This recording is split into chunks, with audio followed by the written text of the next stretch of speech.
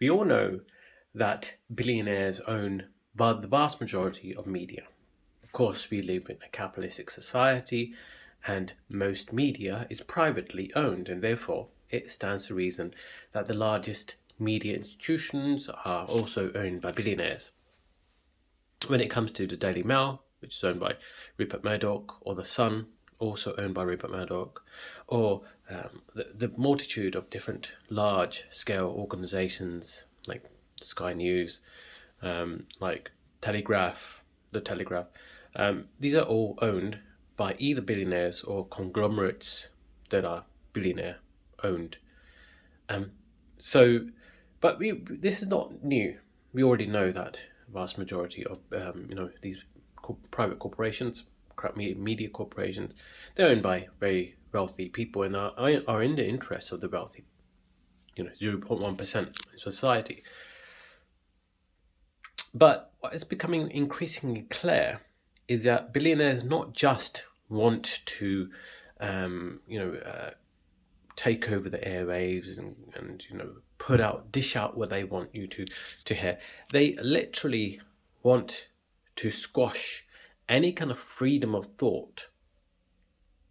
They want to squash any kind of true journalistic integrity, even at the expense of seeming like they have journalistic integrity, even at the expense of any kind of facade of being respectable, of having integrity, the facade of caring about the truth and justice. This is the degree to which the media, the kind of what we call Overton window, what is acceptable terms of dialogue, has been shifted. This is how far it's shifted towards right.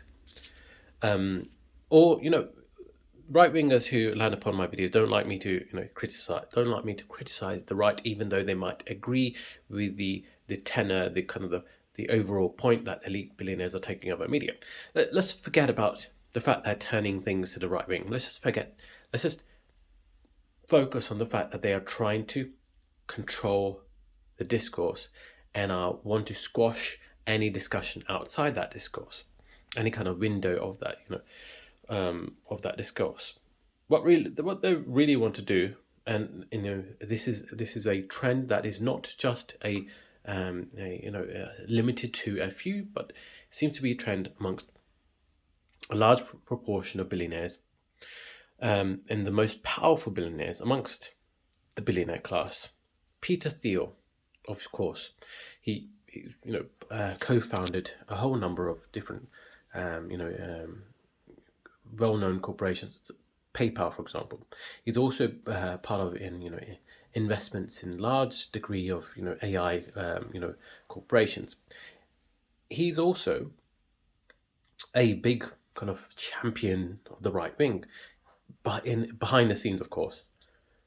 Peter Thiel, he himself, when it comes to the use of AI business, AI technology to slaughter innocent Palestinians, he, without any hesitation, says, "I defer to the Israelis. I defer to Israel," which essentially, what he's essentially saying is that I do not care about the facts on the ground. I do not care about justice. I do not care about reality.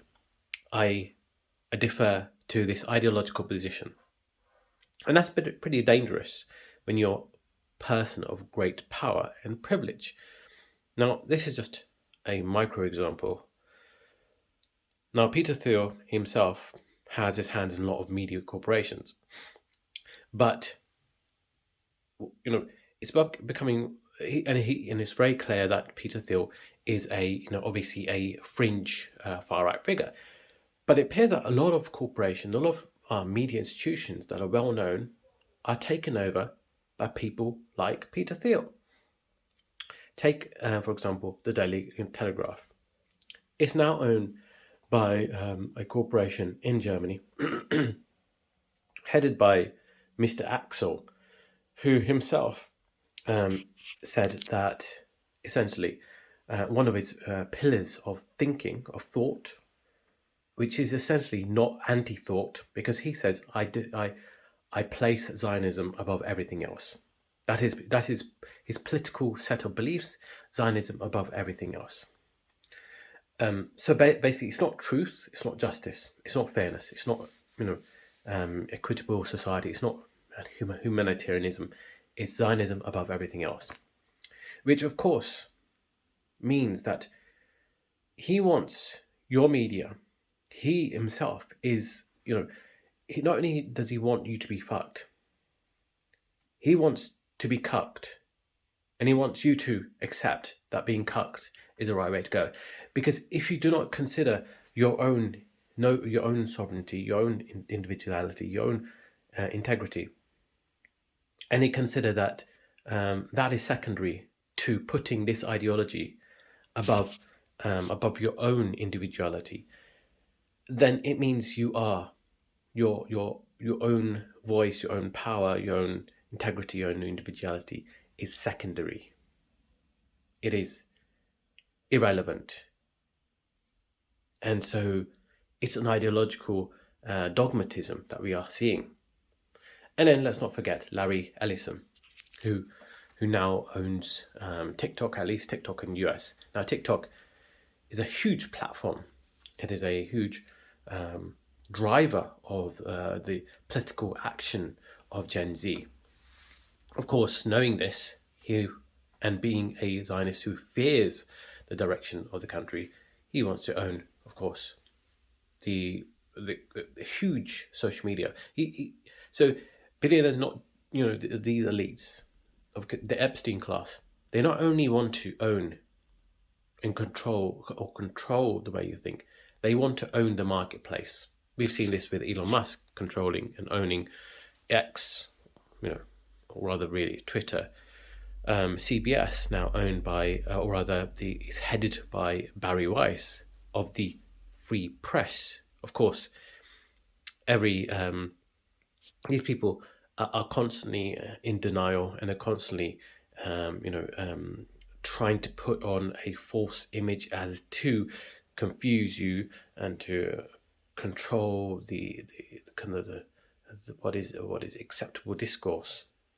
And they will put themselves an authority of freedom, of true expression, of creativity, of the what we consider the paradigm, and what is acceptable in media, in our culture.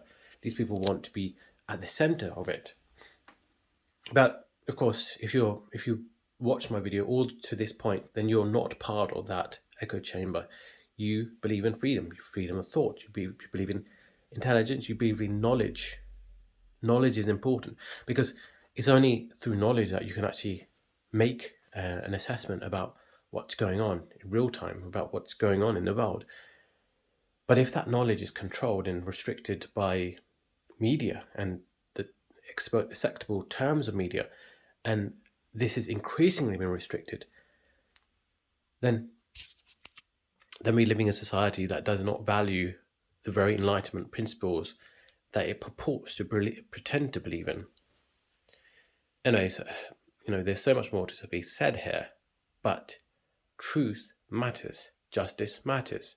And even if you don't take on a pro-Palestinian position or a anti-Zionist position, the truth should matter. And one has to ask the question, if the truth does not matter to these people, what are they trying to hide? What is that elephant in the room? Perhaps they know that they're wrong in the first place. Anyways, I hope you enjoyed this video. Please like, comment, and subscribe. That'd be very much appreciated. Thank you.